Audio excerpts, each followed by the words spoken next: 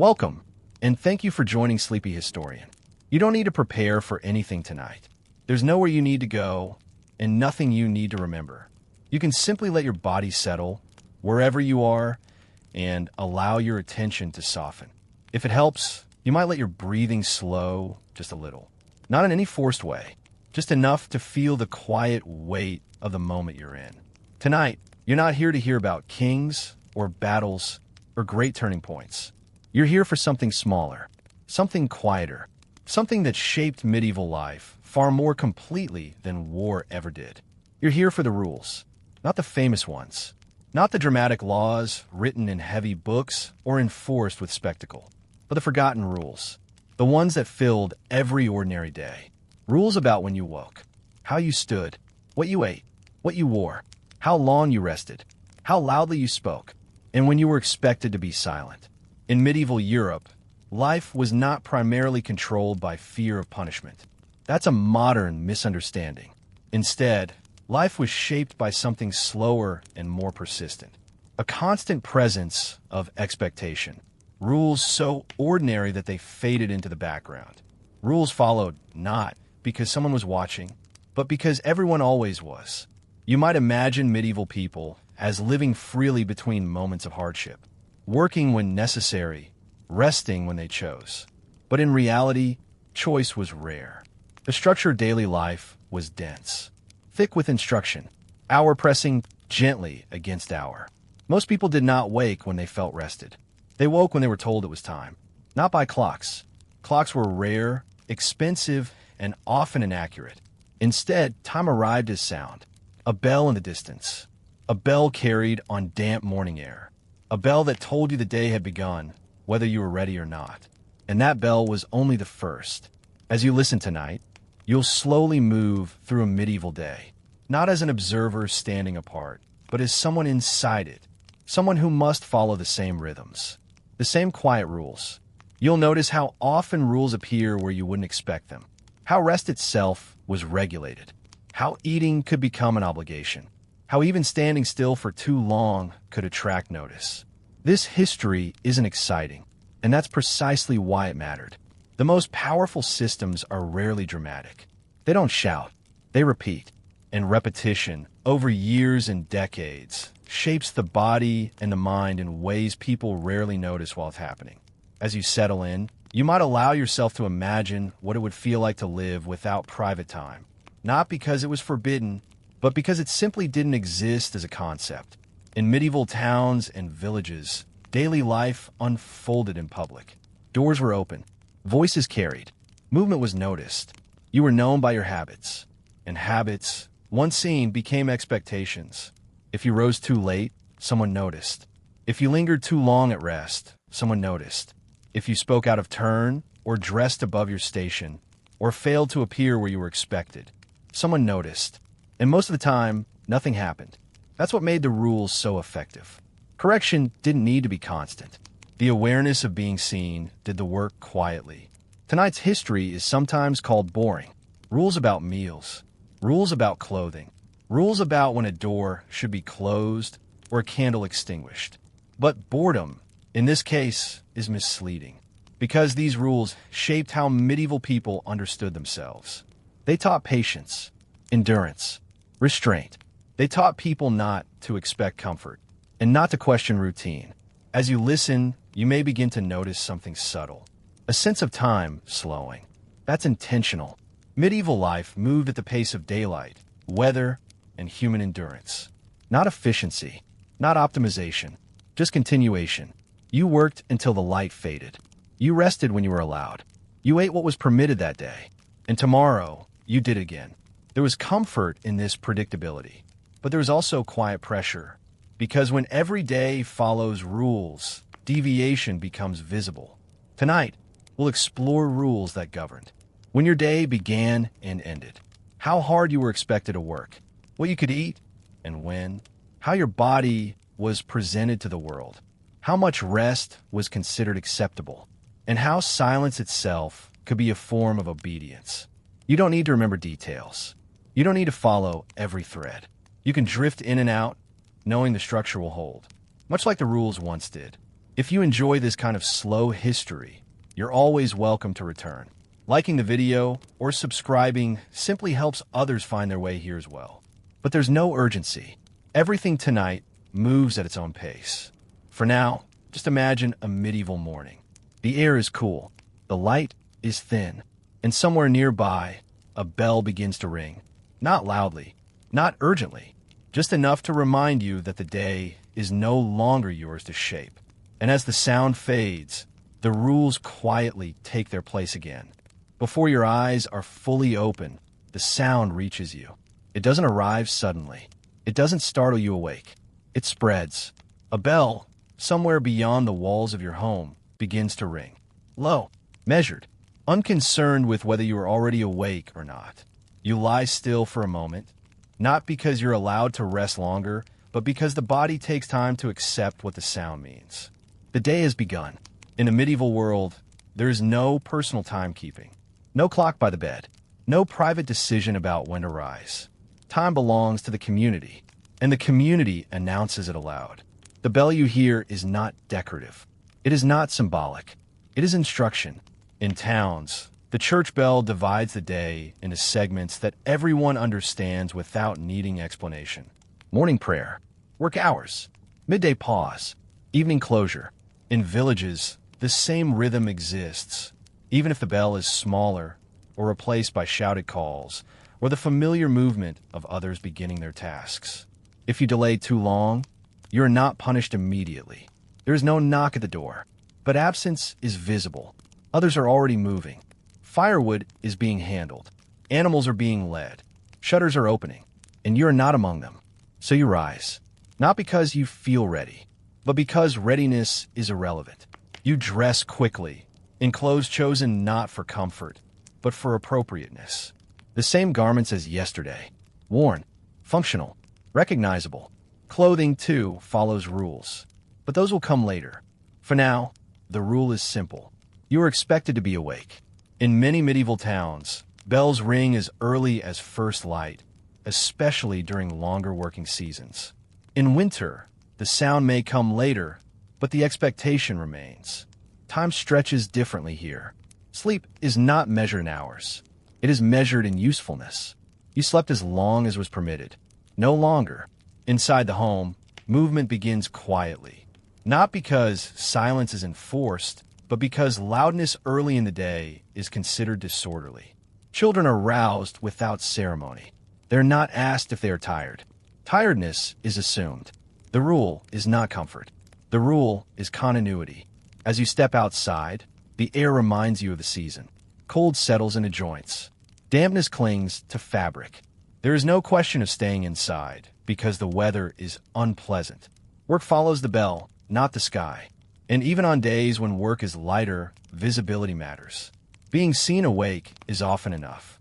In medieval life, especially for common people, idleness is not defined by inactivity alone. It is defined by being inactive when others are active.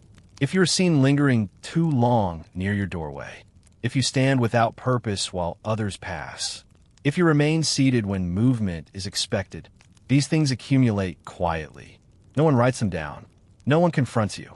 But reputation is a slow record, and reputation matters. The bell rings again later in the morning. This sound does not wake you. It corrects you. It tells you where in the day you now are, whether you should still be working, whether you are late, whether rest is approaching or still distant. For those who work under a master, apprentices, servants, laborers, the bell aligns with direct oversight. For those who work independently, it aligns with social expectation. Either way, the effect is the same. Your body begins to learn the rhythm. Over time, you wake before the bell, not because you own the time, but because the body adapts to avoid standing out. This is how rules embed themselves, not through force, through repetition. There are days when the bell rings differently, longer, more urgently. This signals a feast day, or a fast, or a summons. Even these variations follow known patterns. No one needs to explain them. The sound alone is enough. And this is important, because in medieval life, information is rarely written for common people. It is heard, seen, absorbed, The bell is one of the few reliable communicators across class, literacy, and distance. It tells you when to gather, when to pray, when to stop, and eventually when to withdraw. Even rest is announced. In some towns, an evening bell signals the closing of gates, the extinguishing of fires, the time after which movement becomes suspicious. If you're outside after that sound, you had better have a reason. Not because danger is immediate, but because explanation will be expected later. You begin to understand that the bell does not control just time. It controls visibility. When people are expected to be awake, asleep, working, or resting, deviation is not illegal. It is noticeable. And in a world where survival depends on cooperation, notice carries weight. As the morning progresses, the bell fades into background awareness. You no longer consciously listen. Your body is already adjusted. This is the quiet success of the rule. It does not require enforcement. It requires familiarity. By midday, another sound will arrive. Not yet. For now, the rule is still movement. You continue working, or assisting, or preparing. The bell has done its work, and you do yours. Rest does not arrive when you feel tired. It arrives when it is permitted. In the medieval world, fatigue is not a personal condition. It is a shared one. Everyone is tired. Everyone expects to be. What matters is not whether you need rest, but whether rest is allowed now. As the morning hours stretch on, your body begins to slow in small ways. Muscles tighten, hands stiffen, attention drifts. There is no internal permission to stop. Instead, you listen. Somewhere beyond your immediate sight, the same authority that began the day will also interrupt it. The bell returns. Not sharply, not urgently. It rings with a familiar pattern, one that signals a pause rather than an end. Midday. This is not lunch, as it might be understood now. It is not leisure. It is a regulated interruption. In many regions, especially where church influence is strong, this pause aligns with prayer. In others, it aligns with practical necessity, the hottest part of the day, when labor slows naturally. But the rule remains the same. You stop because stopping is expected. Those who continue working through this period do not gain praise. They attract attention. Excessive diligence is viewed with the same suspicion as idleness. Both disrupt the balance. You step away from your task, not too quickly, not too slowly. Timing matters. Inside homes and workshops, food appears. Simple, predictable, bread, pottage, occasionally cheese or vegetables. The rule is not abundance. The rule is regularity. Eating outside of these expected times is discouraged. Not strictly forbidden, but noticed. A person who eats too often is assumed to be wasteful. A person who eats at odd hours is assumed to be undisciplined. Discipline is a visible virtue. You sit where you are meant to sit. You eat what you are given. You do not linger once the pause is past, because rest is temporary. The bell will return again. In fields, the pause is shorter. Work resumes as soon as shadows shift. In towns, the rhythm is more formal. Shops reopen. Tools return to hands. Those who fail to resume work promptly risk being labeled sluggish. Not immediately, quietly. Reputation accumulates slowly, like dust. There are also rules about how you rest. Sleeping during daylight hours is frowned upon, except for the very young, the very old, or the ill. A healthy adult seen sleeping in the middle of the day invites speculation. Was the night spent improperly? Was there drinking? Neglect? Rest must look appropriate. Even posture matters. Leaning is acceptable. Sitting is acceptable. Lying down suggests success. In some towns, municipal regulations even restrict when taverns may serve food or drink, enforcing these rhythms through commerce. You may feel hunger earlier than permitted. You may feel exhaustion before the pause arrives. That discomfort is expected. Endurance is part of moral character. This is not spoken loudly. It is assumed.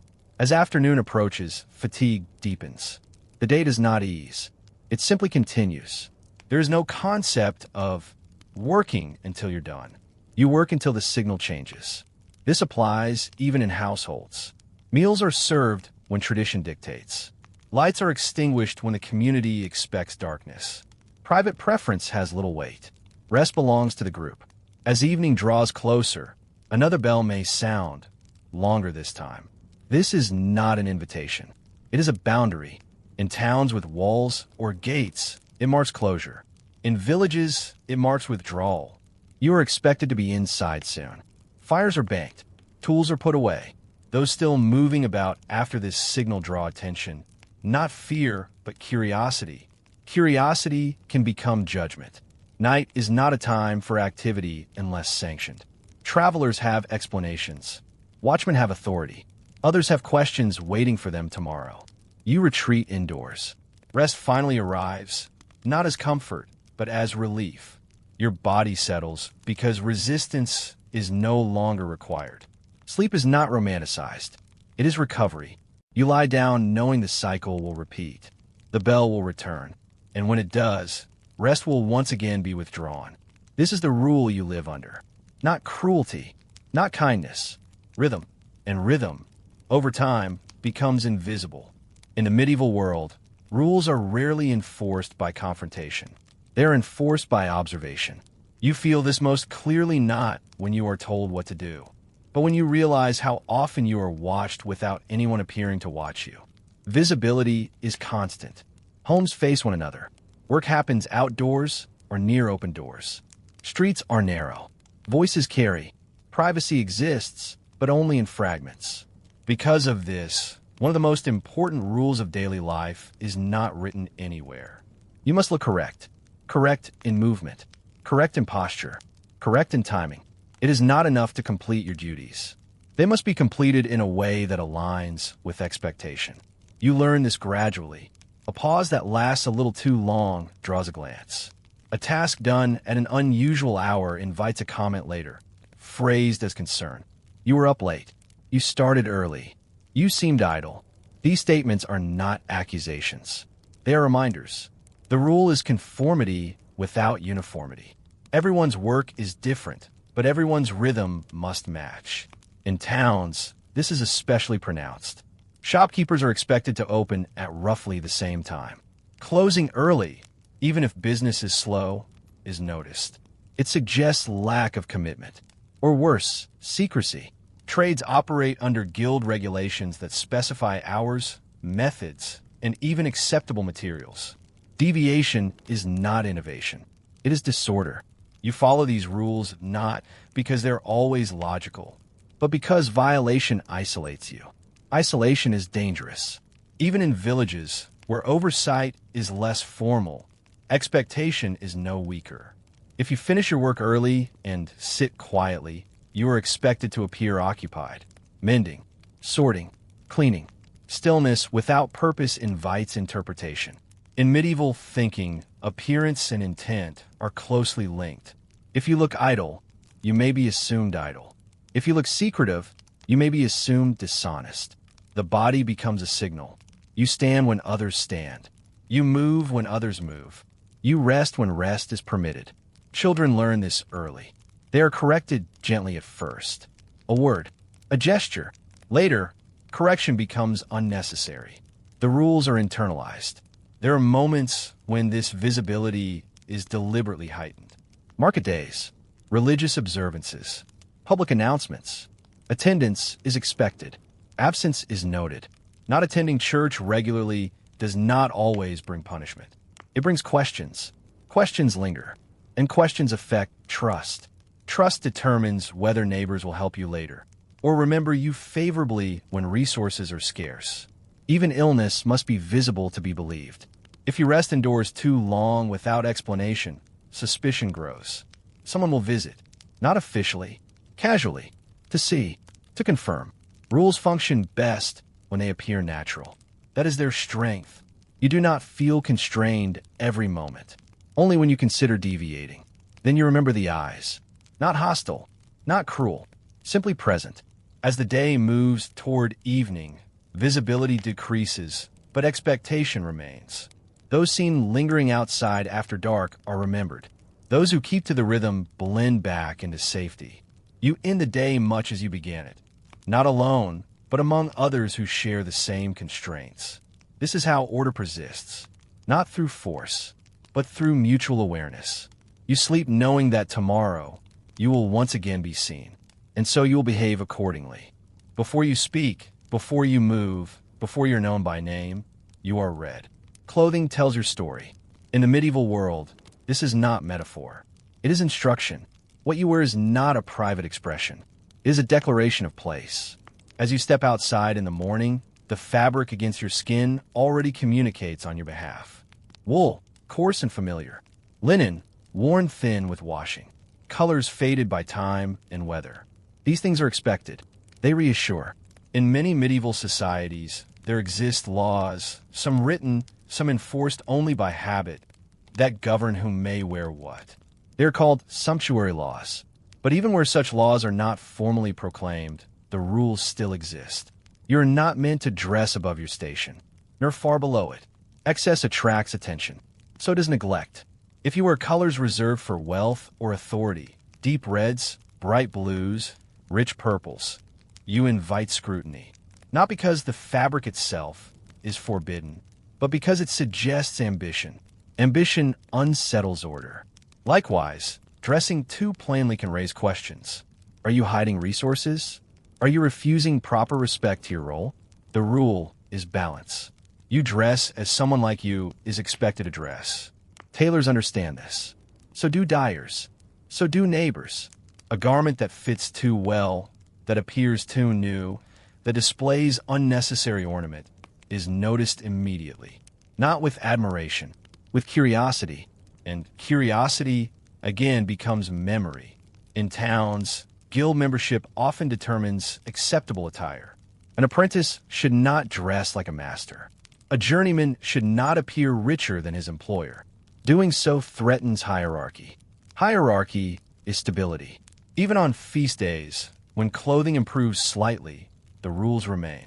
Better versions of the same garments. Not transformation. Women's clothing follows even stricter expectations. Modesty is enforced not just by morality, but by visibility. Hair coverings, sleeves, length. Deviation invites comment. Not always accusation. Sometimes concern, but always correction. Children are dressed to reflect their household's status, not their individuality. They learn early what is appropriate. As you go about your day, you feel the weight of fabric, not just physically, but socially. It reminds you of who you were expected to be. At night, clothing is removed carefully, folded, preserved. Because garments are valuable, not easily replaced. Owning too many is suspicious. Owning too few is worrying. Again, balance. The rule of clothing is not about beauty. It is about order made visible. And order, once seen, becomes difficult to escape. Cleanliness, in the medieval world, is not measured by freshness. It is measured by acceptability. You are not expected to be spotless. You are expected to be appropriate. As you move through the day, dust settles on your clothing. Mud clings to hems. Smoke leaves its faint mark on fabric and hair. This is normal. What matters is whether these signs align with your work. A farmer is allowed earth on his boots. A butcher is expected to smell faintly of his trade. A baker carries flour in creases of skin and cloth. These things explain themselves. But dirt without explanation draws attention. If your clothing appears too neglected for your occupation, questions arise. Have you stopped caring? Have you lost control of your household? Are you ill? Cleanliness, then, becomes another form of communication. Washing occurs, but not constantly. Water must be carried, heated, shared. Full bathing is rare, but targeted cleaning is common. Hands, face, feet, these are visible. They're what others see when you speak, work, or pass by. You learn to clean what is seen. Hair is combed regularly, even if not washed often. Combing removes debris, lice, tangles. Neglect here is noticed immediately. Teeth are rubbed with cloth or chewed sticks. Not for comfort, for presentation. A foul mouth is interpreted as disorder within. Even scent follows rules. Strong perfumes are associated with wealth and excess, avoided by common people. Strong odors, on the other hand, suggest decay or illness. The acceptable state lies somewhere in between. Neutral, unremarkable. In towns, Regulations sometimes specify when waste may be disposed of, when streets are to be swept, when water sources may be used. These rules exist not only for health, but for appearance. A dirty street reflects poorly on its residents. If your doorway is unkempt, neighbors notice. They do not intervene immediately. They remember. Personal appearance follows the same pattern. Beards are trimmed or grown according to custom and region. An unkempt beard signals instability. Hair length, especially for men, carries meaning. Too long suggests disorder. Too short suggests punishment or shame. Women's hair is controlled more strictly, covered when required, braided when visible, loose only in specific contexts. Deviation invites comment, not accusation. Correction. Children learn these standards early. They are adjusted before leaving the home. Wiped, straightened, because the household is judged collectively. You represent more than yourself. As evening approaches, there's another small ritual. Clothing is brushed. Shoes are scraped clean, not to prepare for comfort, but to prepare for tomorrow's visibility. Cleanliness is maintenance of reputation, and reputation is survival. You lie down not perfectly clean, but acceptably so. That is enough. In a medieval world, your body is never neutral. It speaks, even when you are silent. How you stand, how you walk, how long you pause before moving. These are not unconscious habits. They are learned behaviors. From childhood, you are corrected, not harshly but consistently. Stand properly. Do not fidget. Lower your gaze. These instructions shape the body over time. In public spaces, stillness is valued. Excessive movement suggests nervousness, deceit, or lack of discipline.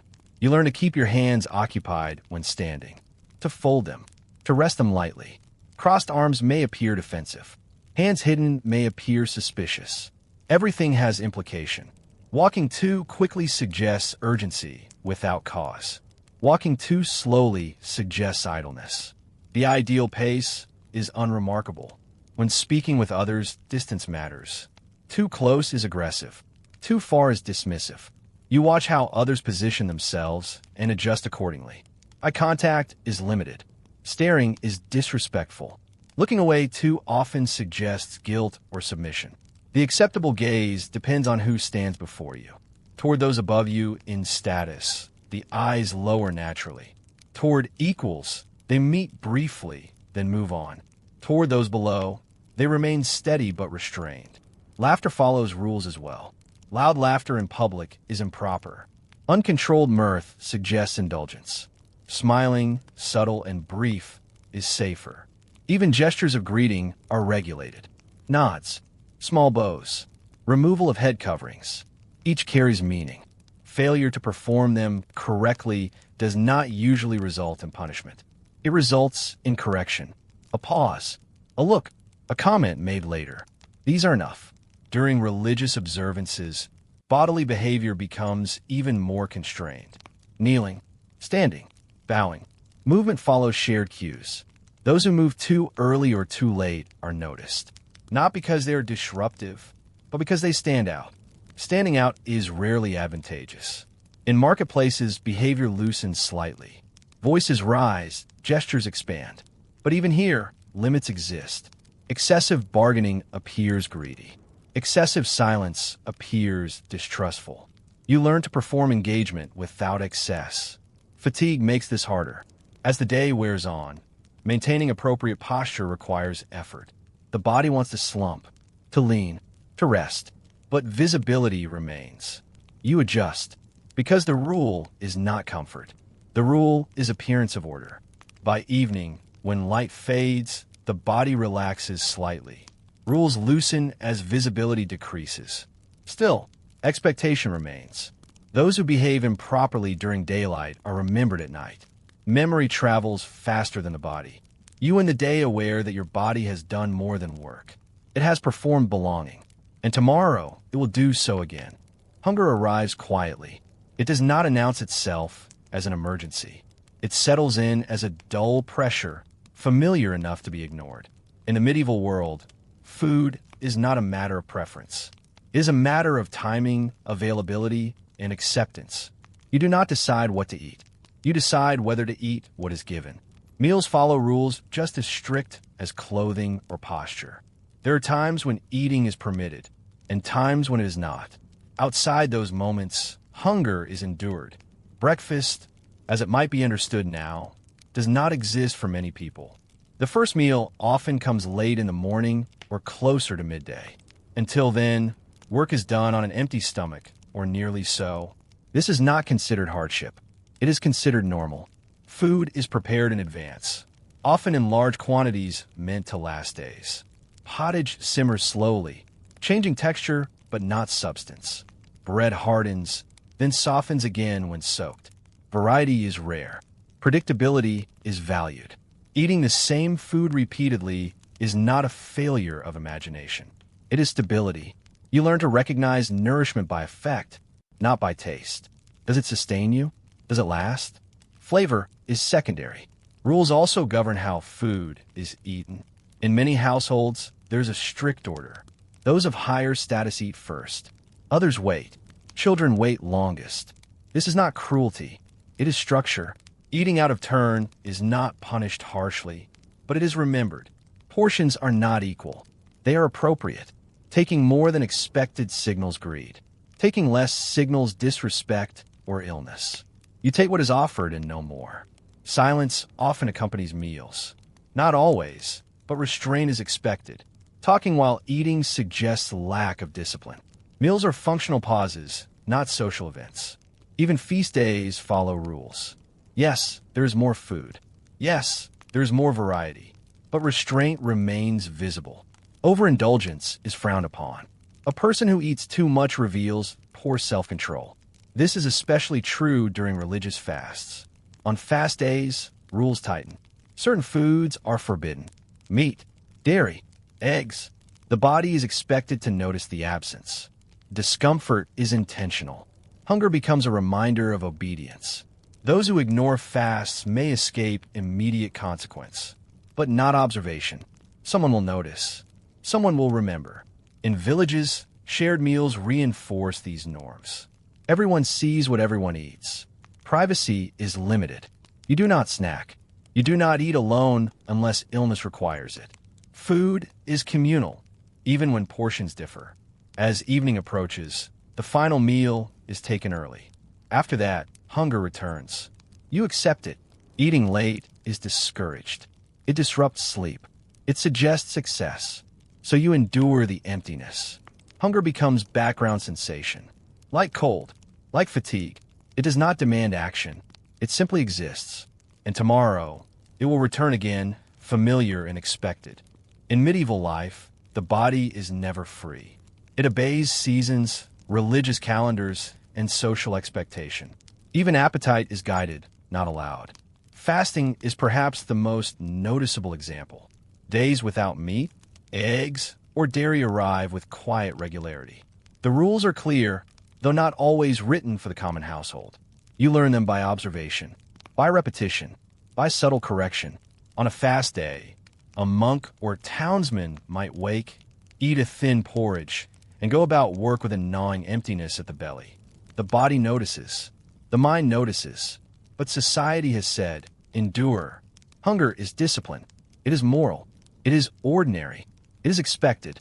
Breaking a fast is rarely met with public punishment. It is remembered, though, quietly, like a shadow. Feast days are the opposite. Days when food appears in abundance, when meat is allowed, when wine is poured. Even here, rules govern behavior. Portions remain regulated. Consumption is observed. Excess signals weakness or vanity. Children and apprentices are taught these boundaries early. You watch those above you and imitate. You adjust. You learn when to pause, when to eat, how to hold the cup, how to use the knife. Feast or fast, endurance is constant. Some days, physical exhaustion arrives before the bell signals rest. Hands ache, back stiffen, eyes burn from sunlight or smoke. Yet the rules remain. Eat when permitted. Pause when expected.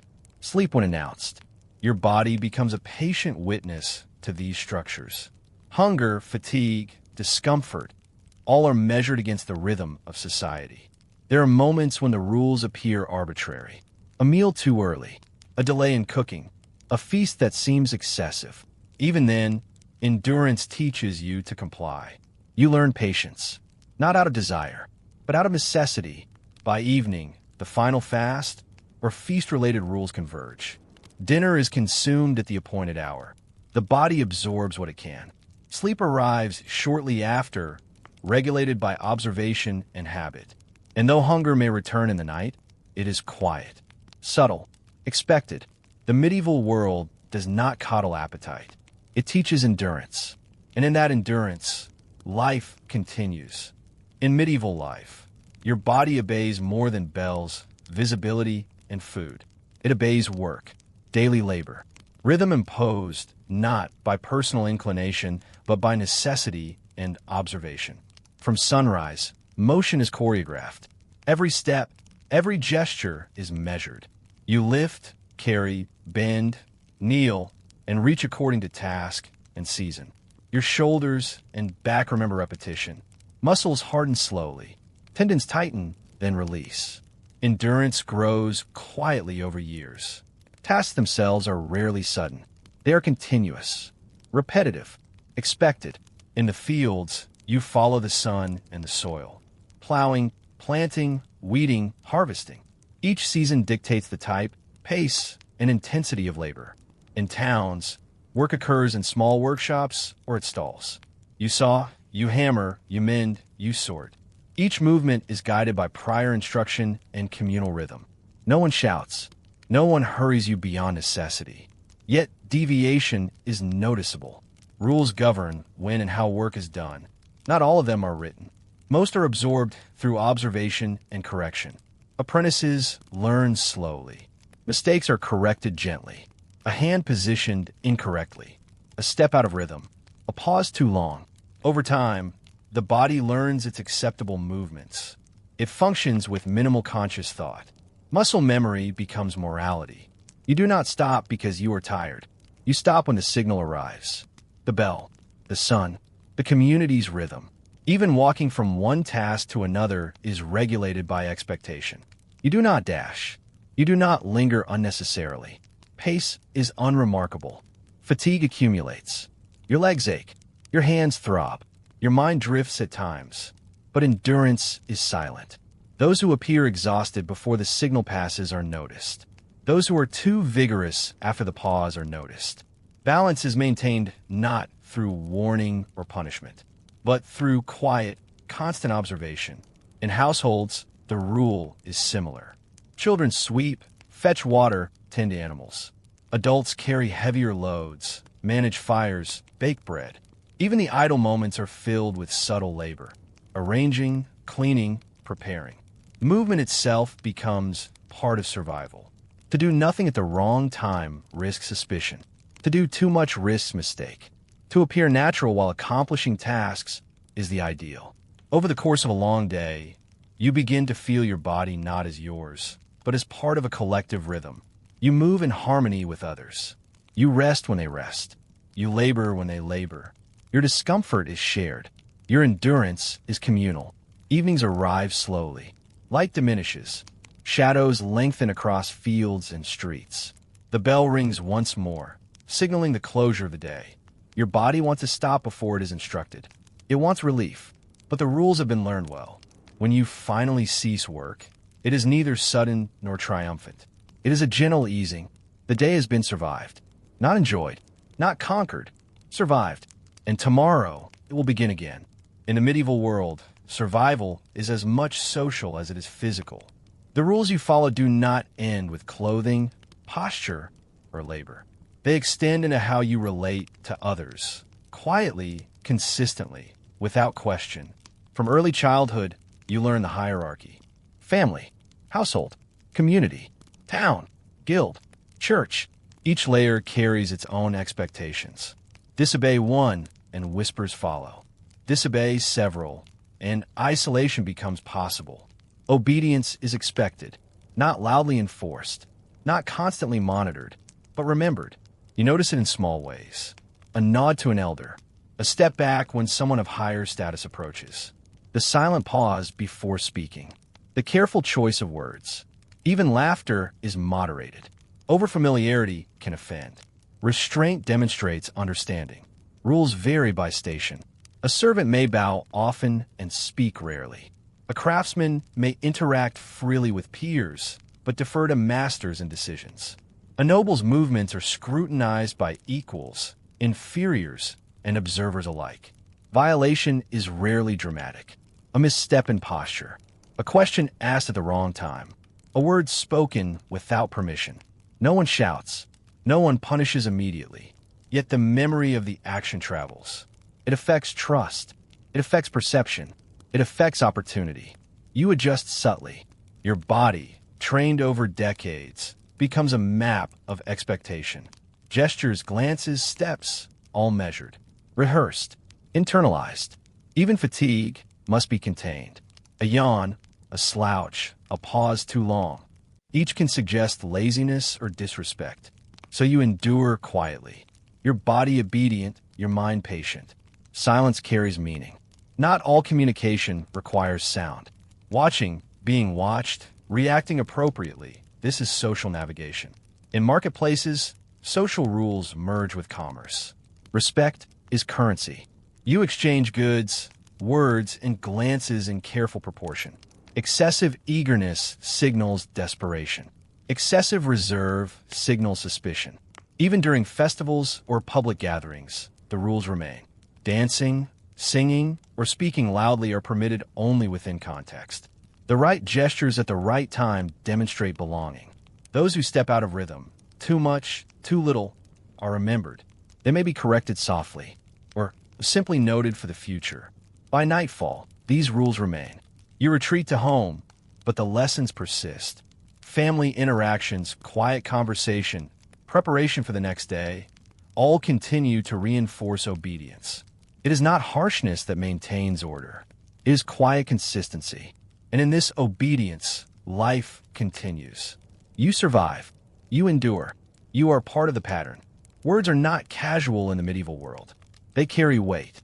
Not always immediate, not always spoken loudly, but persistent. You learn early that silence is safer than speech. Speaking without reason invites scrutiny. Speaking too much suggests vanity. Speaking too little suggests indifference or ignorance. Even when allowed to speak, your words must be measured. Tone, volume, phrasing, each conveys status, intent, and compliance. In households, small remarks are corrected quietly. A child admonished for answering too quickly. A servant reminded to lower her voice. A craftsman cautioned not to dispute the master's instruction openly. Outside the home, speech is guided by custom. Marketplaces, gates, and streets are full of potential listeners. Neighbors observe not just actions, but words. A misused phrase spreads quickly in memory, if not in rumor.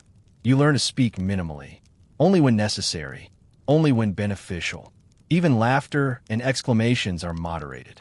Joy is permissible but controlled. Surprise is acceptable but brief. Questions are allowed, but context matters. A question directed to the wrong person, at the wrong time, can disrupt perception. You are reminded. Knowledge is shared slowly, carefully. Stories, too, have rules. Tales of history, gossip, or observations circulate, but only within bounds. Excessive storytelling invites suspicion or misunderstanding. The absence of speech communicates as clearly as presence. Silence can signal respect. Silence can signal submission. Silence can signal observation. Even the smallest word may be interpreted differently depending on status, timing, and setting. You weigh your utterances against these invisible rules. Fatigue complicates this. By mid-afternoon, attention wanes. Concentration drifts. Your words threaten to exceed their intended weight. Yet the rules persist. You correct yourself quietly. You measure the tone. You choose brevity. In gatherings, small cues guide you. A subtle nod, a glance, a slight pause. These often replace speech altogether. Repetition reinforces learning. Day after day, week after week, your speech becomes predictable. Trust builds slowly with consistency. By evening, conversation dwindles naturally. Silence takes its place. Not oppressive, not uncomfortable, necessary. You prepare for tomorrow, aware that each word, each pause, each breath will again be measured. Speech is not freedom. It is responsibility. And in responsibility, endurance grows.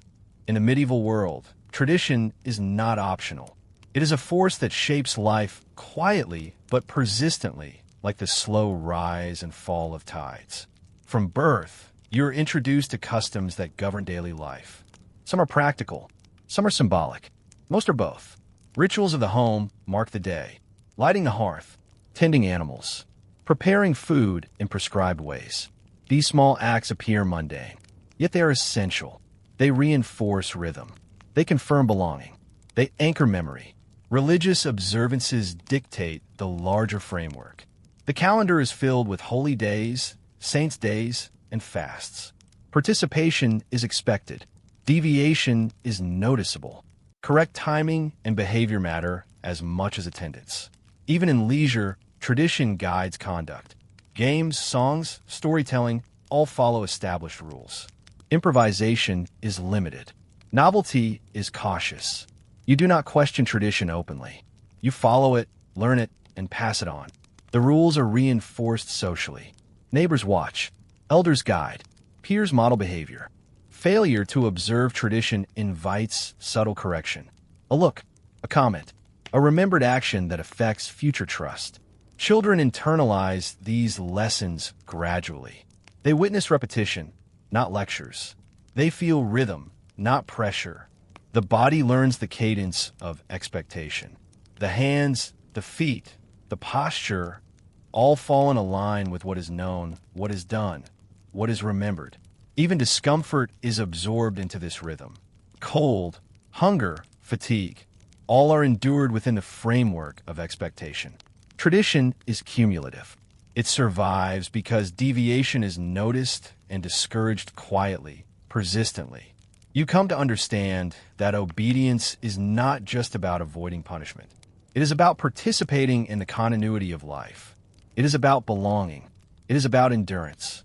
By nightfall, you have completed another day guided by countless unseen rules.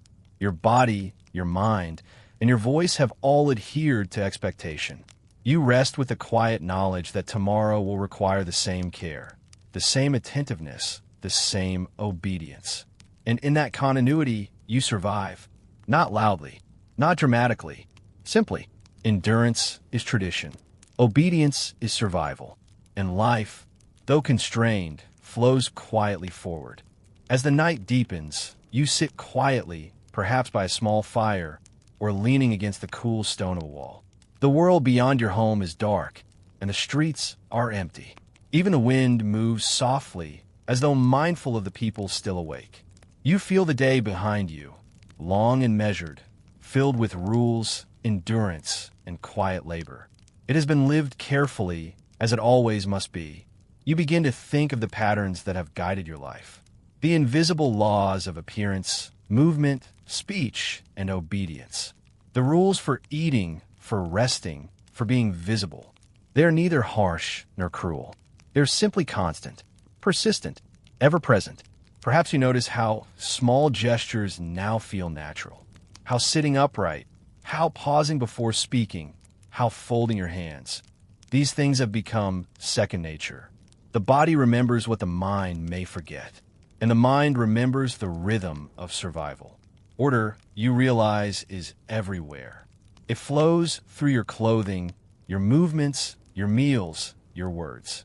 It is in the daily repetition, in the timing of labor, in the quiet observation of neighbors.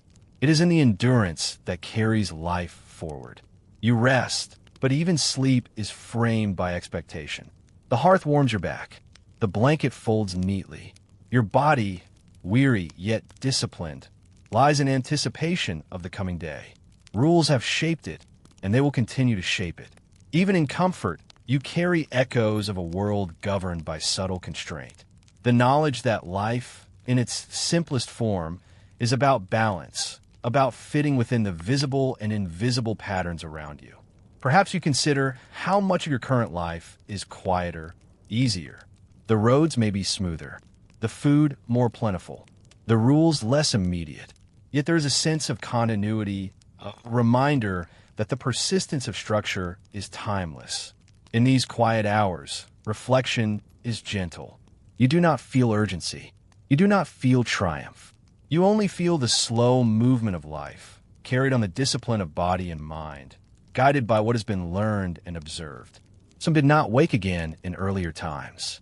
Morning did not come for everyone, but those who endured, who adhered, who observed, who survived, they carried forward continuity. They passed knowledge not with words, but with practice, with repetition, with subtle, patient guidance. Your own endurance now is a quiet echo of that same principle. The day's rules have been followed. The body and mind have done what was expected. You rest knowing that tomorrow will bring the same subtle, persistent patterns. Perhaps sleep approaches.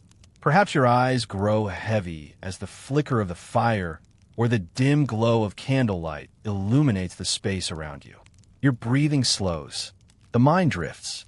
And yet, even in slumber, there is the gentle assurance of order. You do not need to act. You do not need to speak. You only need to exist within the quiet structure of life. And in that existence, there's safety. There is continuity. There is survival. The medieval world, in all its rigid yet gentle rules, may seem distant. Yet you carry its lessons inward.